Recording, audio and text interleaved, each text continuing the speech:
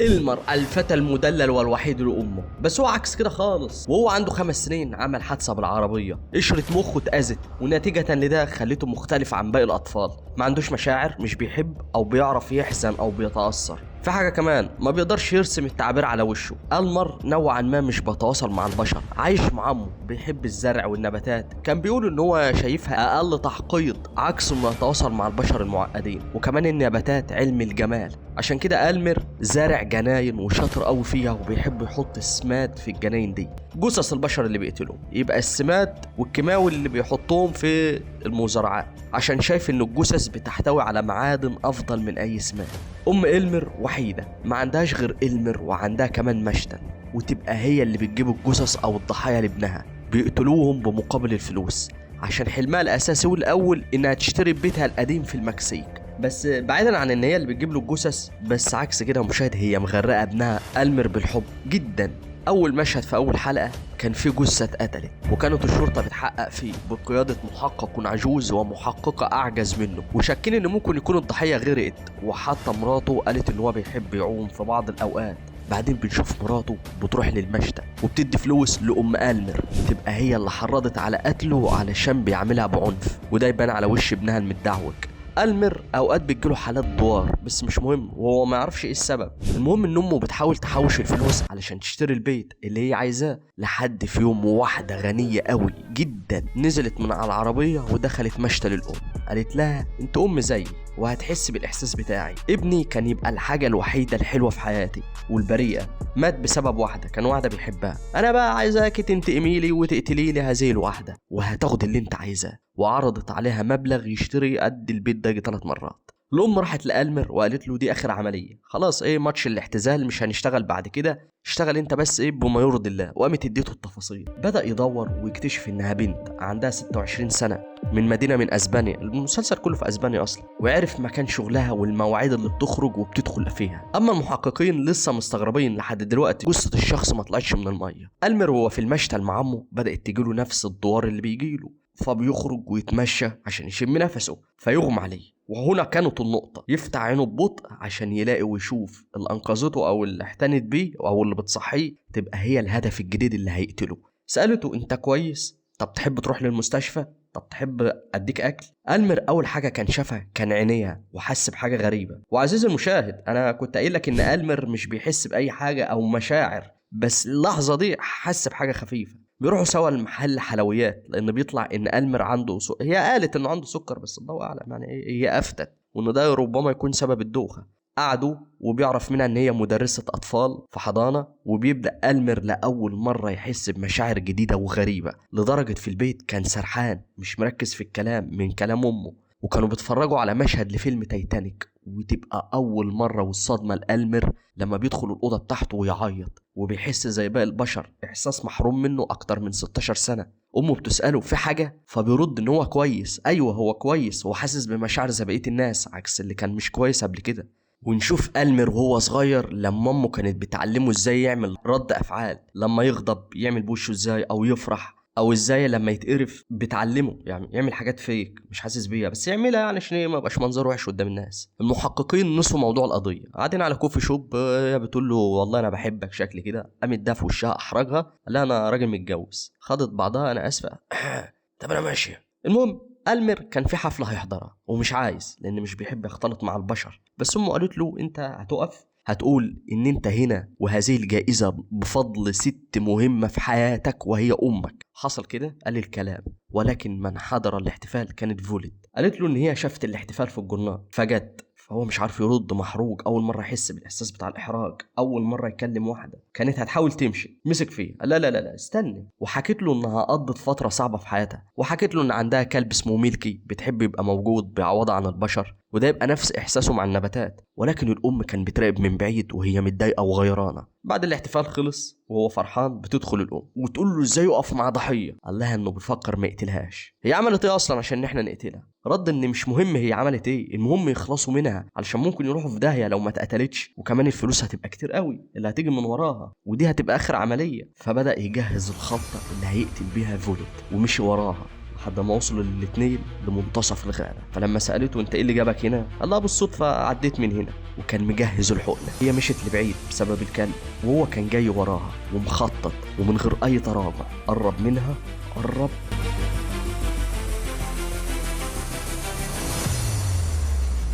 المفاجأة اللي انت شايفها دي والحلقة بتخلص.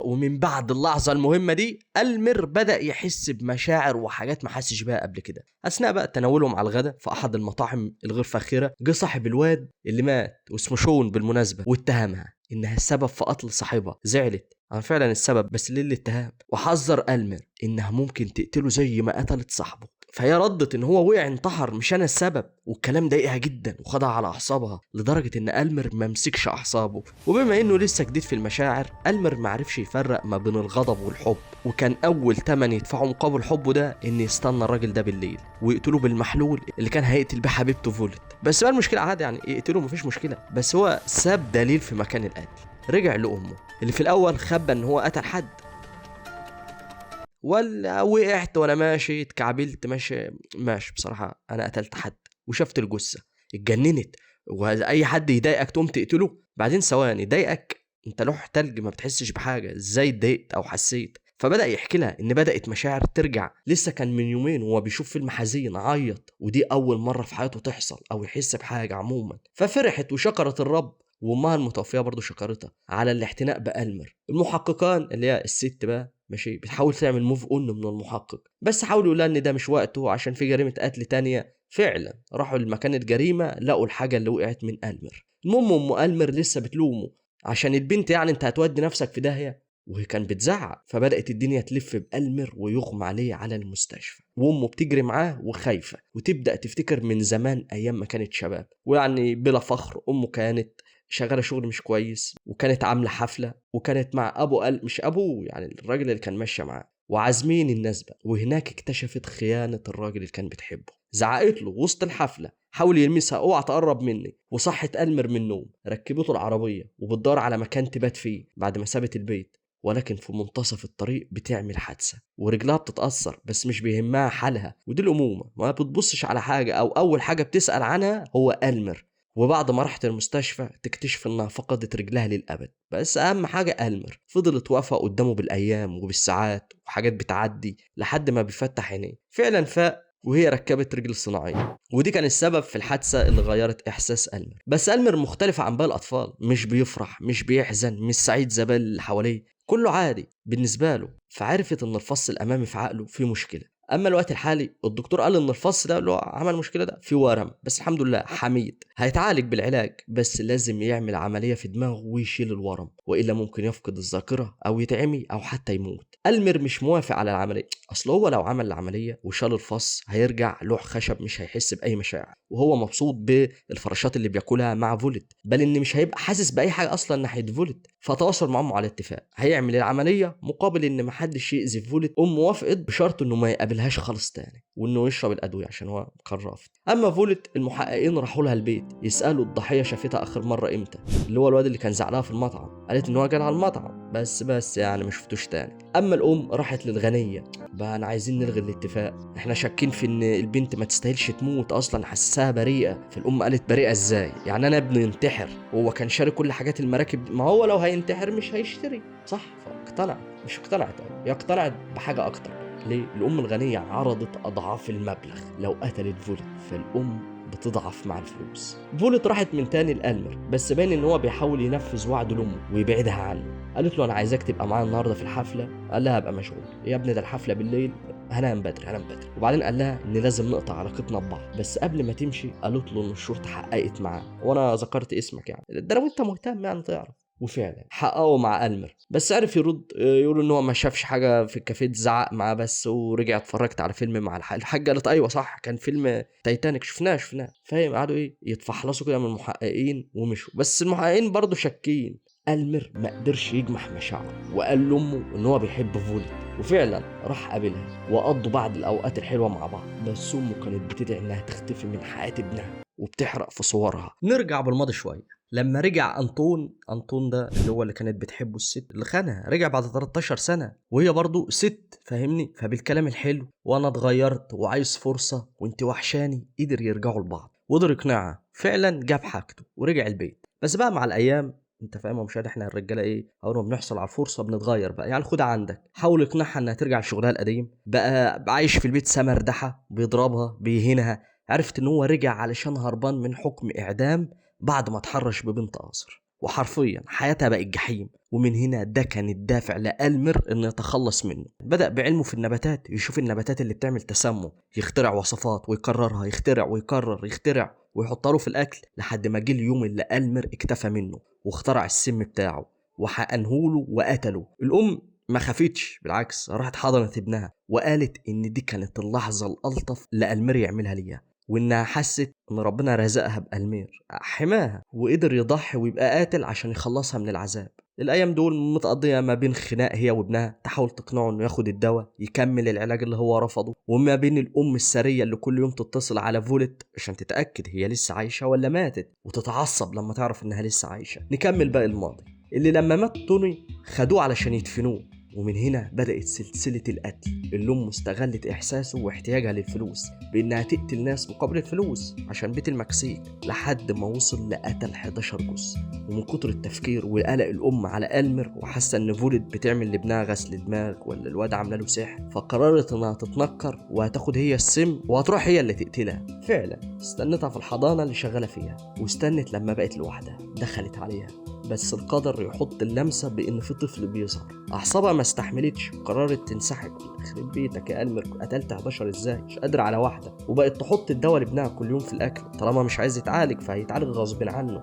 أما المحققين بدأوا يحسوا برابط ما بين الجثث اللي بتختفي، لدرجة بدأوا يجيبوا كل ملفات الناس اللي اختفت من 2007، وبرضه كانوا 11 بني آدم. المهم فولت اقترحت على ألمر يروحوا سينما يتفرجوا على أكتر فيلم بيعيطها وبيفشفش هرموناتها. حرفيا كل اللي في السينما دمعوا وعيطوا ما عدا هو. ثواني حس ان في خلل في احساسه وفي ادراكه، في حاجه غلط حصلت له. ليه انا الوحيد اللي ما حسيتش باي حاجه؟ هو عدم الاحساس اشتغل تاني، وفكر ان امه بتديله الدواء من غير ما يعرف. راح دور ليه الدواء بتاعه مش ناقص اي حاجه، هو ظلمها ولا ايه؟ المهم المحققين اكتشفوا من اخر جريمه ان ممكن القاتل يكون بيجرجر الجثث جوه الشاحنه. بس المخرج يعني يعمل حركه رومانسيه ما بين العواجيز تقشعر لها الابدان. ألمر قرر يعمل لقطة رومانسية، وركز لي هنا بقى مش قام خد فولت لمكان كان زرعه ومهتم بيه، والبنت انبهرت بجمال المكان. كده تمام ماشي. اللحظات بقى اتطورت ما بينهم للرومان، يعني مش رومانسية، يعني اتطورت لحاجات زي الطمانطة. المهم يعني الولد مش حاسس بأي حاجة، روح البيت غضبان متضايق متأكد ان امه اكيد حطت له حاجة سببت وقف المشاعر انها تشتغل. فعلا بيلاقي الدواء، وبيلاقي انها اشترت علبة دواء تانية اللي كانت بتحط له بيها. فردت انت مستني مني ايه؟ اسيبك تموت؟ وكمان البنت لعبت في دماغك. كان لازم اخد رد فعل. رد ان هي ملهاش علاقة بقراراته، وان ده يبقى قراره الشخصي. واصبحت الامور متوترة ما بين الاتنين. نشوف بعد كده فولت هي وصاحبتها بتكلمها، والبنت باين انها منهارة. بس لحظة مش الكلام ده في الماضي شوية. بنت منهارة وبتقول لها اتأكدي ان محدش شافك، دي اهم حاجة. وغالبا الكلام ده يعود على حوار شون ده اللي مش عارفين مات ازاي. صحت من النوم كانت طبعا على رساله من ألمر. الاولاد دلوقتي بقى بيستخدموا الواتس رايح جاي رايح جاي وصور وبتاع، فكان بتقول له انها عندها مخططات وخروجه مع صحابها النهارده مش هتعرف تخرج معاه. المحققين خدوا الحالات اللي اختفت وراحوا لدكتور نفسي يسالوا ايه المتشابه ما بين كل الناس اللي هي ماتت دي، بس الدكتور مش ملاحظ اي حاجه متشابهه. تاني يوم بنتنا فولت وهي خارجه من الحضانه لقت ألمر كان مستنيها، بيقنعها انها تيجي النهارده وتفكها من الخروجه بتاعت صحابها عشان النهارده يوم مميز وفي شهب هتبقى في السماء ونفسه يحضر ده معاها. بس هي قلقت، حست ان هو انت جاي لي مكان الشغل ليه؟ تسيب لي مساحتي الشخصيه. وهنا بسبب علاقتها القديمه بشون اللي كان الواد متعلق بيها وبيطاردها في كل مكان، ده عامل لها ايه؟ تراست ايشيوز. فامه ما سكتتش وسخنته، قالت له انت لو بتحبك او عموما البني ادم اما بيحب حد بيبقى عايز يقضي معاه كل الاوقات، مش هتتحجج بصحاب وكلام فارغ. اجلودي يا ام ألمر اجلودي. المحققه راحت للست اللي جوزها مات في اول الحلقه تقول لها ان احنا قفلنا القضيه، مش هندور على مين قتل جوزك، يعني اعتبرها قضيه ميته. بس لاحظت المحققه ان الست دون تكير وعادي كملوا تحقيق او لا، فعرفت اصلا ان التحقيق جوز الست دي كان بيضربها هي وابنها، فده ممكن سبب انه يموت. فولت عدت على ألمر وهو شغال، تتأسف له انها عملته زي الخدام من يومين، وتتأسف له انها ما حضرتش معاه اليوم بتاع الشهب، فقال لها عادي والموضوع عداه وكان هو مبسوط بوجودها، فسابته وراحت تقابل صاحبتها. بس مين شافتها؟ الست الغنية. اتضايقت ان هي لحد دلوقتي لسه عايشة وما ماتتش، فقامت خطفت الكلب بتاعها ميلكي. وبعد مرور دقايق فولت فضلت تدور على ميلكي مع صاحبتها، ما لقيتهوش، فكانت عارفة هي هتلاقيه فين. بالفعل راحت لبيت الست الريتش وهددتها تكون أذت الكلب. بدأت فولت تقول لها أنا هحكي لك عشان هي ما تأذيش بس كلبي، هحكي لك اللي حصل مع شون ابني. ونعرف ان شون كان شكاك قوي ومتعلق بفولت، ما كان مهووس بيها، وكان كل شويه يقول لها انت ارتبطت بكام واحد لما سيبنا بعض؟ مع كتير صح؟ فهي اتضايقت قوي من كلامه وطلبت انه ينزلها من العربيه، بس هو زود سرعه وخوفها بزياده، وفجاه وقف عند مكان، فهي ما كانتش طايقاه. فلما شاف الامور بتتدمر هددها ان هو هينتحر وهيموت نفسه. بس فولت قالت له انت جبان، انت جبان يالا، انت ابن امك وما تقدرش تعمل، انت بق. فعلا يا مشاهد هو بالفعل جبان بق ابن امه ورجع في قراره. بس وهو بيرجع وقع ما حدث، حادثة. فالأم قالت لها طب لما هي حادثة انت ليه ما قلتيش للشرطة؟ ردت انها كانت خايفة.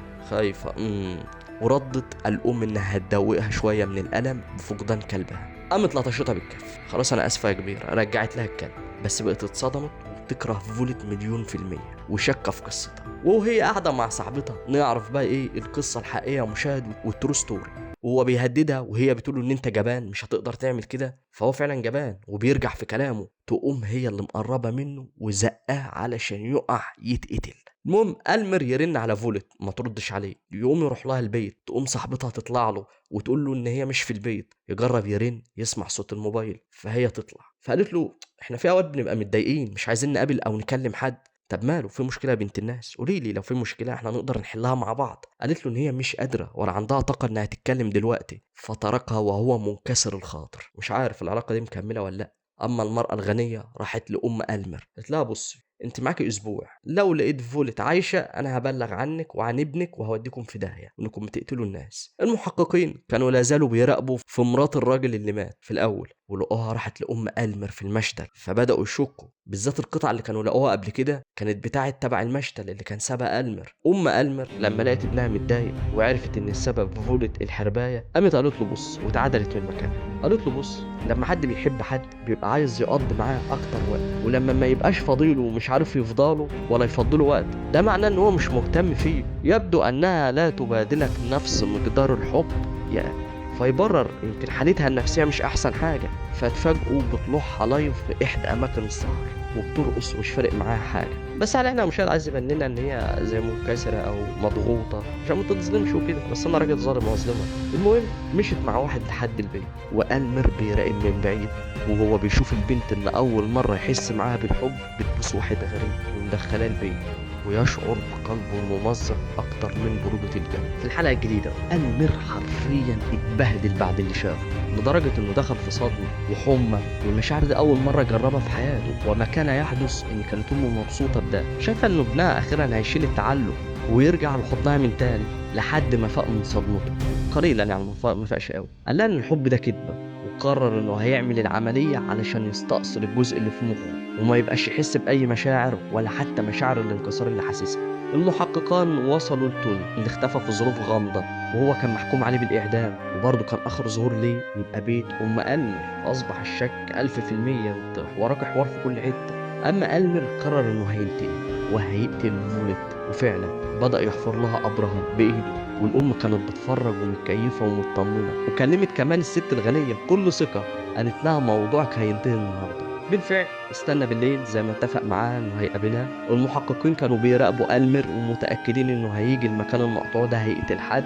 دخل ألمر عليها، كانت بتقول له انها هتعزمه وهحط لك اكل بلا بلا بلا، غير مكترث تماما بكلامها، لدرجه بيطلع الحقنه، بس فجاه بتتاسف له على المعامله بتاعتها، وان كل اللي عملته وقلقها كان بسبب الكلب بتاعها، كان ضاع وكانت خايفه عليه. وقامت بقى حكت له عن كل الرجاله اللي عرفتهم وخزوقوها وطلعوا فيها مشاكل نفسيه، وانها شخص مش عارفه الصح من الغلط، بل انها النهارده انا خنتك. احترفت برضه انها خانته علشان تنساه، بس انا ما قدرتش، وهو احترف ان انا شفتك كنت بتخونيني. فاتاسفت له وشويه حاجات كده مشاهد البني ادم انا ما اقتنعتش بيها، بس المخرج بيسلك فاهم، فما قتلهاش. انا كنت اتمنى انها تتقتل، بس هو كان ضعيف مدلوق متجرجر سمب في مشاعره، سامحها ولا كأن في اي حاجه حصلت. المحققين اطمنوا، قال لك بس بوسه ماشي، طالما بوسه مشبك يبقى كده مش هيقتلها. اما الام صحت بالليل متاخر، بتبص على الحفره لقيتها لسه فاضيه وابنها ما عملش حاجه، فقررت تتصل بشخص مجهول وتطلب مساعدته. فجه الام تاني يوم، طب انت بقى القبر اللي انت حفرته ده نظامه ايه؟ فقالوا ان هو بيحب فولت، مستحيل انه يأذيها. اتجننت،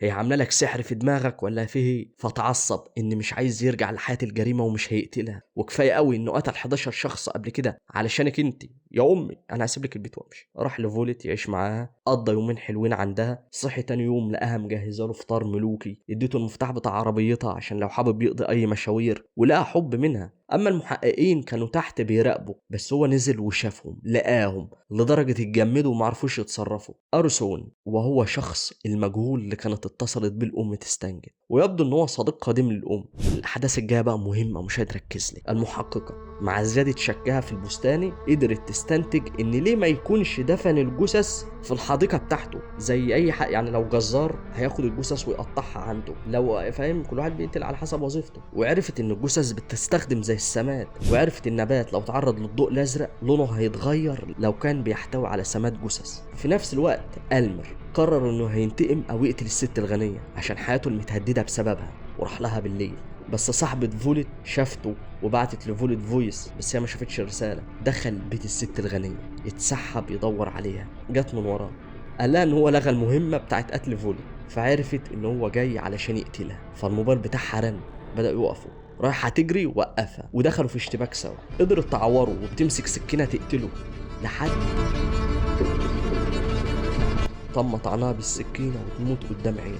المحققة بتتسحب ناحية الجنينة بتاع ألمر رجع لبيت فولت متبهدل وقال لها يا دوب بس أنا وقعت وأنا جاي، بس كان باين إن هو نسي دهب في جيبه. المحققة قدرت تعرض النباتات للون الأزرق وتتأكد إن فعلا جثث بني آدمين تعرضت لها النباتات. الحلقة الأخيرة آخر بق بقى في المسلسل، والتي بدأت إن هو عايش حياة بشوات معاها، إلا إن سابها ونزل. فتحت تليفونها، سمعت الفويس بتاع صاحبتها اللي شافته عند بيت المرأة الغنية، شافت أخبار موت الست، بعدين شافت الحلقة الذهبي اللي افتكرته لما ضربت الست بالقلم، وافتكرت الجروح. يا لهوي، ألمر قتلت. بدأت تلم هدومها وتهرب، والدنيا تتلم على بيت القتيلة. المحققة خدت الصور اللي صورتها وراحت لعالم نباتات، سألته في احتمال يكون النباتات دي من سمات جثث؟ أكدوا إنه بس دي احتمالية مش شرط، ممكن دي تفاعل مواد مش شرط. ايوه يعني في احتماليه، ايوه في. ألمر سرق كل الدهب بتاع الست الغنيه، رمى لامه، قال لها بكل الثروه دي انت تقدري تسافري المكسيك تشتري البيت اللي انت عايزاه وتعيشي حياتك من غيري. لسه الولد مفرحش، استلم فويس من فولت وهي بتقول له احنا هننفصل، وانها سابت له البيت ومشت. بس هي كمان مفرحتش لانها اتهاجمت من الراجل اللي ام ألمر بعتته، ضربها واغمى عليها وخدها في مكان مقطوع. فاقت لقيته بيظبط كاتم صوت، الله ما تقلقيش موتك لن ياخد في ايدي غلوه، هيبقى سريع. حصل صوت شتته وعرفت تهرب، حاول يجري وراها يجيبها، يجري ولكن بحجر كانت مستنيه، فارتكت جمجمته ودماغه، قتلته واصبحت في حاله صدمه. وقامت رنت على ألمر تحاول تستنجد بيه وانها مش عارفه هي فين، وقامت بعتت له اللوكيشن. فالام لما شافت ان ابنها ماشي رنت على صاحبها تشوف خلص ولا ايه، فردت فولت وقالت لها عرفتك وهجيبك. صحاب فولت راحوا البيت يطمنوا عليها، ما لقوهاش، قلقوا على البنت اختفت فين. بس لو في توتر اعصاب فالمحققين اكثر توتر، وهم مستنيين ايميل يسمح لهم يروحوا يفتشوا الجنينه بتاعت ألمر على الجثث اللي فيها. واستنوا لحد ما اتبعت فعلا، وكلهم بالشرطه راحوا للجنينه وقدموا الاذن للام وجري التفتيش علشان يتصدموا ان هما مش لاقيين جنينه من الاساس، وكأن كل حاجه اتشالت. وده بسبب الام كان شافتها بالليل وهي بتاخد العينات، وتاني يوم مع صديقها شالوا الجنينه كلها. صحاب فولت راحوا يبلغوا، فكانوا مستنين المحققين. وألمر راح لفولت وراح لقى الجثه ولقاها على جنب قاعده مصدومه. قالت له فسر لي اللي حصل، حكى لها المرة الغنية دفعت فلوس عشان يقتلوها وكان هيقتلها، بس لما بسته وقف. هي ما استغربتش وعرفته ان امه اللي بعتت الراجل ده، فقال لها ان هو هيتصرف في الجثة. بدأ يشيل البصمات وينقلها في العربية وكأنه هو عمل حادثة. في العربية بدأ يحكي لها وان هو كان بيراقب تحركاتها، بس فعلا هو حبها، وانها اول واحدة واول بني ادم مشاعره تشتغل معاها، لدرجة بقى حافظها، عارف ان عندها 32 بقعة نمش في وشها و13 علامة جنب عينها، ولما بتتوتر او بتغضب بتعض على شفتها السفلية. كلام جميل جميل، بس مضطر ان انا اسافر واسيبك. وقامت اتصلت على صاحبتها طمنتها. المحققان اتهزقوا انهم راحوا فتشوا من نفسهم من غير ما يبلغوا القسم المختص، بل وانهم اصلا لقوا القاتل عامل حادث ومقتول وسجله الاجرامي مليان، ومقصود الواد اللي احنا قتلناه. المير راح متضايق لامه بعد ما عرفت انها كانت هتقتل فولت، رمى الفلوس في وشها كده زي الخدامه وقال لها انت بتعملي كل ده عشان الفلوس. قالت له لا مش انا يا ابني اللي اعمل ده. فادها الفلوس وقال لها اثبتي بانك تحرقيهم، ودي الفلوس اللي انا اشتغلت بيها طول حياتي، احرقيها. وبعدين اتجنن عليها بالحقنه، بتحس انه كان عايز يقتلها بس هو بيهددها، فاهم؟ امه برضه. وكان سايبها وماشي وفقد الامل.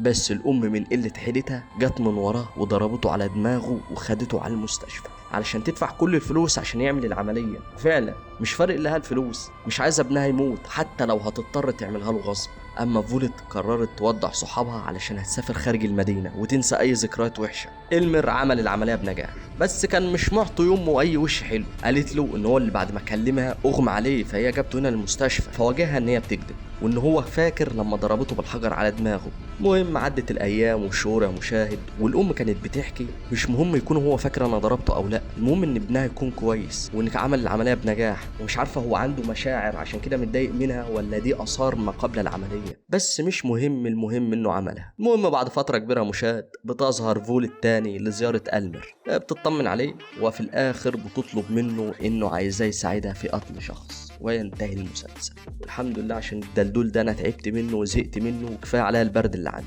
ان شاء الله يعتبر يا مشاهد الفيديو الجاي اكون خلصت جيشي، فاهمني؟ ويبقى الانقطاع ده مش هيدوم تاني، فعشان كده استناني وشوف اخبار على الانستجرام، روح اعمل فولو. سلام يا مشاهد.